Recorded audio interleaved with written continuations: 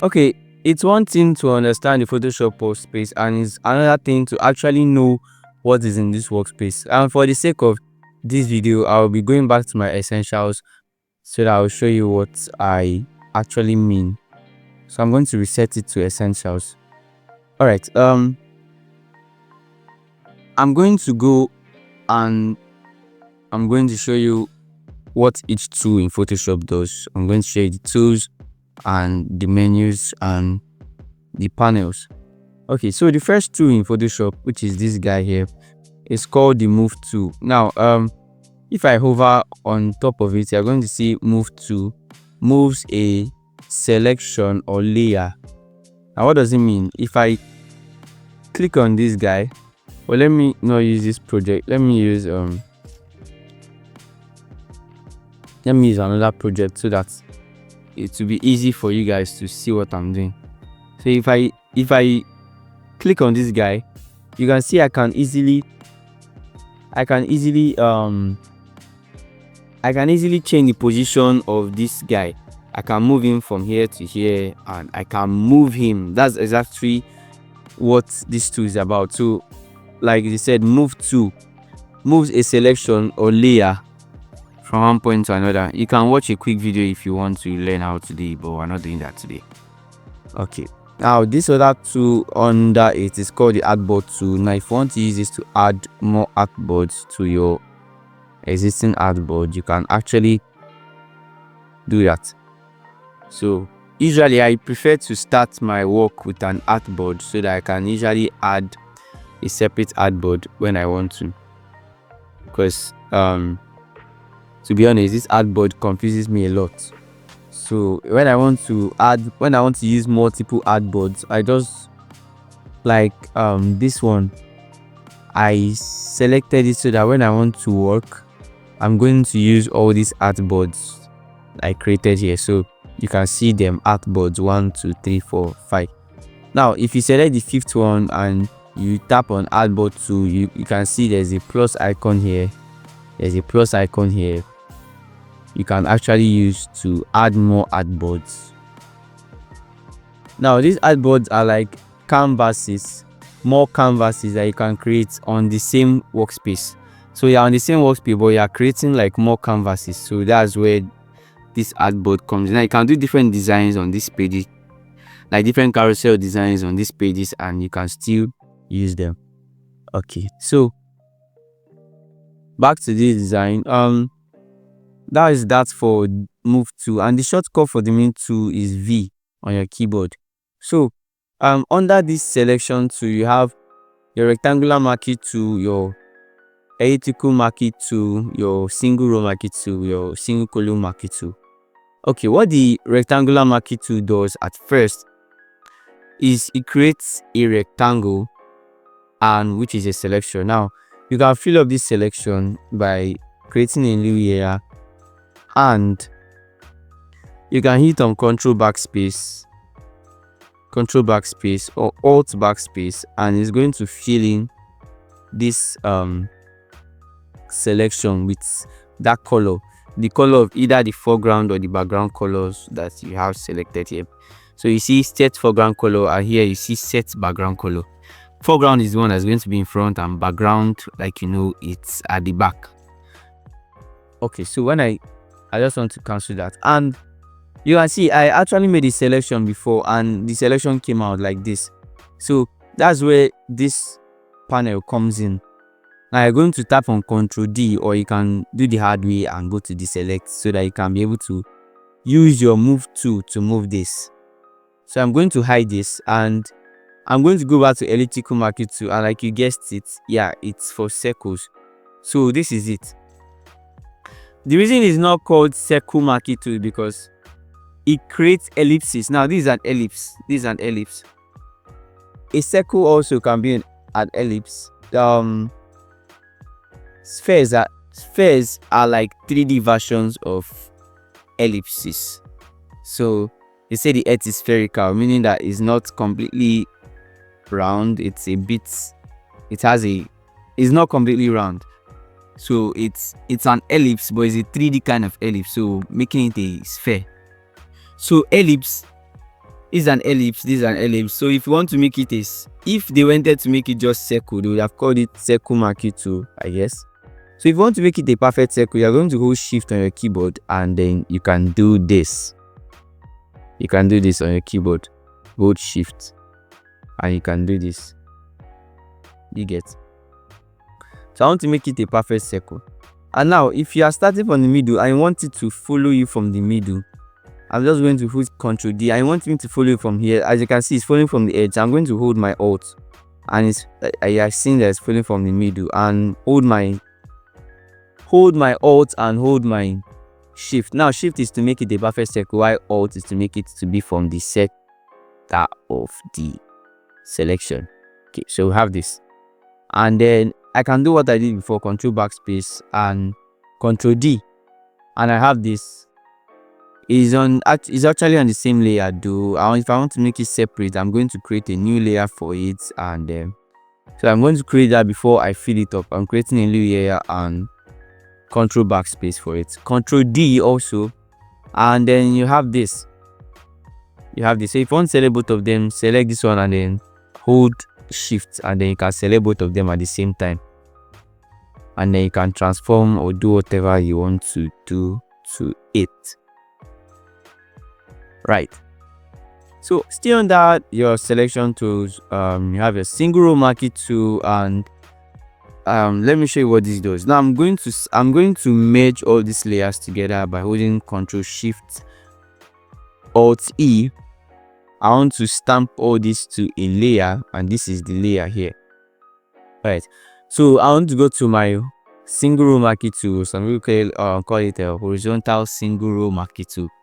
So just click on one spot, and then you have this. It has selected one line of the pixel. Now I don't know if it's only my Photoshop, but I usually have issues when it comes with this. But okay, it's up already. So as you can see, it's just a line. It's just a line. But when you zoom in and you zoom in, that's when you're going to see that this line is actually a pixel. Now, you know what pixels are. Each box of this, each 1, 2, 3, 4, 5, 6, 7 are what you call pixels. Now, these pixels are what makes up this image. Now, if I take my hand to and I move to this side, I pan it to this side. Let me just move it to this side. You can see how these things interact, but when it's far away, you're not seeing those things. Yeah, so if I move this together, you can see that 0, 1, 2, 3, 4, 5, 6, 7, 8. So they are counting each pixel for you. 1, 2, 3, 4, 5, 6, 7, 8, 9, 10, 11, 12, till you get to 4016. So this is how you can also get dimensions. 4016 by, now you can come here and you can see where the other one is. You can come here and see where the other one is, the ending. And then if you zoom in and zoom in and zoom in and zoom in, you can see where this one is, 5019. So 4000 and something by 5019. It should be correct. If I go over to image size, I think they will show me that 4060 by 5020. I said 5019. 5019, 5020. So you get the idea. So which means that it's basically, if I go back to image again and I go back to image size, the dimensions of this is actually 4016 individual boxes of pixels by 5020 boxes of each individual pixel. But that will be for another day, but I just had fun explaining that. So I just want to show you that this is actually just one line of pixel, and it's actually on the 2522nd pixel on the horizontal value. So With this, I can hit Ctrl C and Ctrl V, and I've copied that single line. You may not see here, but if I hit Ctrl T, you can see that it has selected that one line, and I can stretch it out like this. I can stretch it out like this. You may not really see it, but now you can see it actually. So this is it. So that one line of pixel is what is actually stretched out to look like this. So, and this thing now, you can actually convert it to a smart object. You can just right click it, convert to smart object, and you can use it for projects. You can use it for projects. So you can even add blend modes to it, screen, color dodge, and you can add it to your project. You can see I can add this to this side now, and you can see it interact with the background very well. So you can just add this here and then do your magic. You are the designer. You do your magic and just see how it plays out. You can just manipulate this. You can even come over to filter, distort. You can do anything, polar coordinate to make it a circle. So, and you can use all these effects. You can use all these effects. Let's see, just like this. I think that's color dodge. So you can just see how you can use this thing somewhere, somehow, and you can use it on your design. I think that's for another day. Back to the selection tool, single column marquee tool. Like we said, this is now on the vertical axis, which is pixel 2646. So that's where this guy is. So it's basically the same thing with the former one. I'm just going to deselect it by holding Ctrl D. Okay. So I'm going to go to the next tool now. Okay. So the next tool you have here is this tool. Now how this is segmented, this is a selection tool. This is also a selection tool. This is a selection tool. So these three are the main selection tools. How you're going to know is that if you choose the first one, you're going to see select and mask. If you choose the second one, select and mask. If you choose the third one, select and mask. And you can see this tolerance, but mainly this select and mask. So under here, you have your lasso tool. Now what this does is that you can just create a rough selection with your hand, your graphics tablet, your mouse, a rough selection like this. And then if I want to mask that out, see what you have. You only have this selection that is selected out. I don't know if you understand. Let me go back and I make this. Let me make a new layer and I fill it up with black and I deselect it, Ctrl D. So this is all I have. This is all I have because of that thing that we just did. Let me delete it now. I use my hand and create another one like this, something like this. So when it fills up, you can create a new layer, Ctrl backspace, and you have this. Now they don't really have the best of selections. As you can see, they're usually rough. So if you want to do a curve like this, better use the pen tool and convert it to a path and then a selection. But we're going to go there. Okay, so polygonal lasso tool. Let me just show you what the rich quick tool tips should. Make freehand selections. This polygonal lasso tool makes selections by connecting straight lines. Now let's do that. So we have a straight line on this text now. So make a selection here, make a selection here, make a selection here, make a selection here. You can see it's mainly for polygons. You get the idea. Polygonal lasso tool. You can use it to create polygons like this. That's where the idea comes from. Polygonal lasso tool. So you can fill this up and then you actually have a polygon right here. And you can select this, and if I change the foreground color, I can actually use Alt backspace and then I fill it with red and I have this shape, a polygon, obviously. So polygonal lasso tool. And what did he say? make selections by connecting straight lines. It's straight lines that make up polygons. Your polygons now. Yeah, so your polygons, like sorry, can you remind me one polygon? Pentagon, yeah. Triangle, polygons, pentagon, hexagon. Yeah, you get the idea. So magnetic lasso tool, what this does is that it uses neighboring pixels to actually get what it wants to do. So you can see it's magneting on that B now. It's because the pixels are alike, so it's magneting itself on it like this.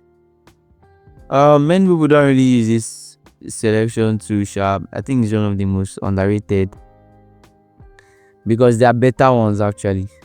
So it just uses let's say Adobe Sensei, yeah, to know the pixels that resemble each other, and then to create this rough selection also. So when you select everything, this is what you have. So you can fill it up like this, and then you have this. So they are basically selection tools.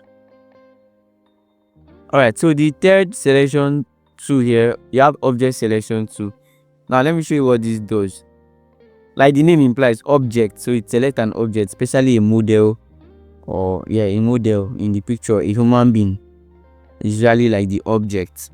So if you want to remove the background of your subject, I think subject is the word for a human being, while object are for other elements. But since it covers both, a subject is also an object in terms of something like this, I guess. So instead of calling this a subject selection tool, they call it object because it's not only human beings it's selecting. Hope you get the idea. So I want to select this guy. There's already a mask on him though, so let me see something. If I enter into the quick selection mode too, so I want to hide this. This is actually the main background of the picture, so I was on that remove the background. So if I go back to my object selection tool, with AI, it will automatically detect the subject in my picture. So it automatically detect the subject, and then you have that. So when I tap that, it does that. It takes a whole lot of time because of the AI stuff. If I select it now, it's going to make a selection around this guy, and you can go over the select and mask, and you can edit that. Quick selection tool, you can adjust the brush by hitting your bracket keys, or you hold your Alt button and then your left mouse, your right mouse key, and then you can do this. So quick selection tool, also the neighboring pixel, so you can see how it selects everything quickly. That's the name, quick selection. So you can also use this one to remove backgrounds, but there are better ones to actually use. So you can see how it's quickly selecting. You can make a lot of mistakes, so that's why it's not really good for subjects like that. So I'm just going to hit Ctrl D up and keep on and deselect, or you can right click and deselect. So I'm going to leave this space and go back to this design. Alright, so where are we? Magic Wand tool does practically the same thing. Magic, pre-select neighboring pixels like this. Magic. Okay, the next tool is the crop tool. Now, like should know what crop means. It crops out the part that you don't want. So here are the crop settings or the crop options. So width and height ratio, you can use it to adjust the width and the height resolution. Ratio, which is the original ratio, so no matter what you do, it's going to stay in that original ratio. It's just that the size is going to increase. Original ratio, this is the original ratio of the design, so whatever you do is going to just increase the size and not the ratio. The ratio remains the same. So you have some other presets here, 1x1 square, you have 4x5, which is the original ratio I used for this design, you have 5x7, you have 2x3 or 4x6, you have 16x9, which is YouTube default thumbnail size, you have front image, and yeah, you have other of this thing. I'll just keep it in original ratio, and I don't want to crop anything. Perspective crop tool is not really a much common tool like that, especially for designers, so we don't really use that. So also slice tool and slice select tool, so they are not really tools that you should bore yourself around as a designer, to be honest. They're not really tools that you should actually put your head inside and get worried about them. So okay, because of the slice tool, there are some things that show here, but don't worry about that, it will still show there, sha. Okay, so sorry for that. So that's what all this stuff does, sha. I've not really used most of these tools. Frame tool, I've not really gotten my hand on it. So frame tool is just on its own. Like I said, I've not really used it like that, but I know it frames something. So the next tool is your eyedropper tool. Okay, create placeholder frame for images. You can play this, I think so. Okay, check your internet connection and try again. So let's go back to the eyedropper tool. Like it implies, you can right click, and if you are paying close attention to this guy here, you can see how the color changes. So yeah, you can see if I'm on yellow, exactly, eyedropper, it collects the color from samples color from an image. So that's basically what it does. Eyedropper tool samples colors from an image. 3D material eyedropper tool, I've not really used this. Color sampler, I think I need to sample a color from somewhere and get all the details about the color. So you get the RGB values, you get the RGB value, which is the red, green and blue values, you get the CMYK value, which is the cyan, magenta, yellow and black values, you get the X and Y position it is on the canvas. Do you understand? So there are other things you can also do. Click and drag, click image to place new color sampler. Use Ctrl for additional options. So that is it.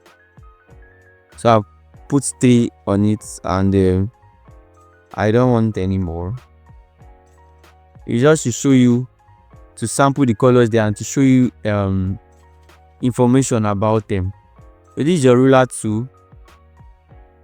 I think it's also used for dimensions. If you come here, it measures distances in an angle in images. So from here to here, it will measure it, and you can see your measurements up here.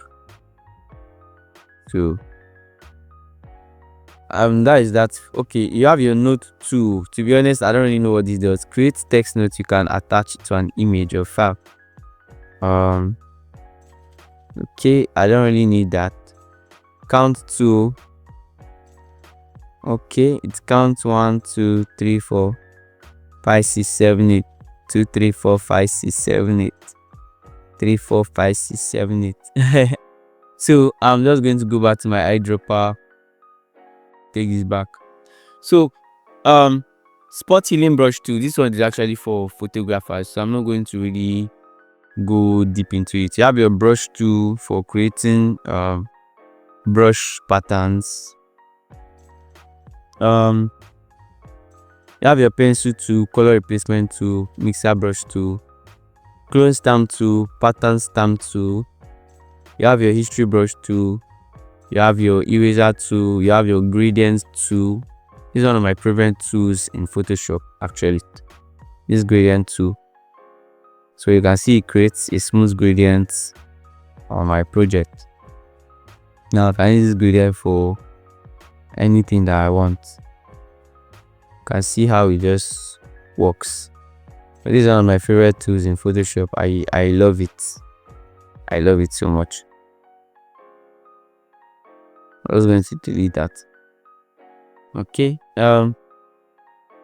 Then you have your gradient to your paint bucket. So if you want to fill this whole canvas, can create a new selection and then just tap on the screen and you have filled it with the foreground color as your paint bucket tool for you. 3D material drop to, like I said, this is about 3D, so I don't really do much of 3D. This is blur. So what does it do? Blurs areas in an image. Sharpen tool sharpens areas, the soft areas in an image. Smudge tool smears and blends colors together. This one is meaning for artists. Now here you have your dodge. What does it do? Lightens areas in an image. Burn tool darkens areas in an image. Your sponge tool change the color saturation of areas in an image. Now this is one of my favorite tools. The pen tool, sorry. So you can use the pen tool to create curves, to create lines, mainly curves too. And this is one of my favorite tools, if not my favorite, in Photoshop. I'm going to come back to this and do this in detail though. Pen tool has a course on its own. Pen tool is actually broad. And then you have other types of pen tool. You have the freeform pen tool, like the word says, freeform, and then to create a path. Then you also have your curvature pen tool. Any point that I create, it creates a curve automatically. I love this one so much. And you can edit those points. You have your add anchor point tool, so you can add anchor points here, add anchor points. You have your delete anchor points too. Those anchor points you created, you can also delete them. Now all these things here that enable you to edit this shape are called anchor points. Yeah, these things, they are called anchor points. Convert points to, now you can convert it to either a sharp edge or a curved edge. You can drag it, this guy also. Yeah, so that's what. So one of my favorite tools of all time, the pen tool. Now you can use the pen tool to write what you want to write.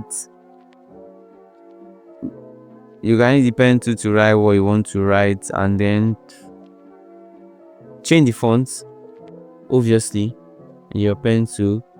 Increase the size, change everything about the properties of the text. This is actually one of the most useful tools as a graphic designer, or one of the tools that you should have up your sleeve. So for beginners,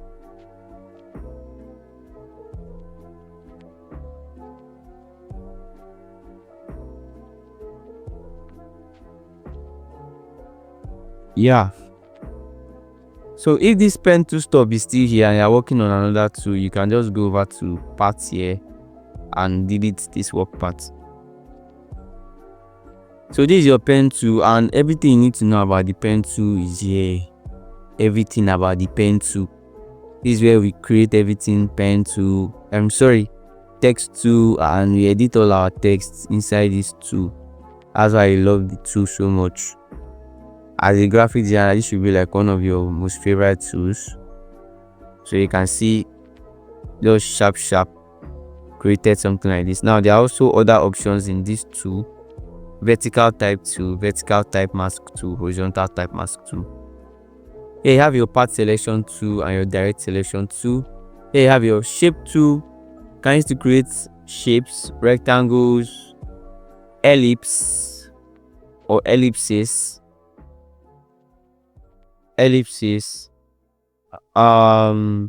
triangle, and some other shapes that you want to create. Now you may not see it, but if I go over to the layers panel and I double click on this, I can change the colors and this guy also can change the colors. Let me just give this one a blue kind of color. to it like this. So that is for the shape tool.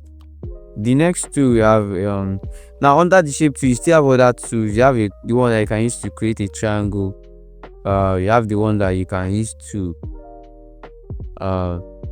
create polygons. Now in this polygonal tool, now you can come here and then decide the amount of polygon or sides that you want the polygon to have. If I choose a 6 sides polygon, I think that should be an hexagon.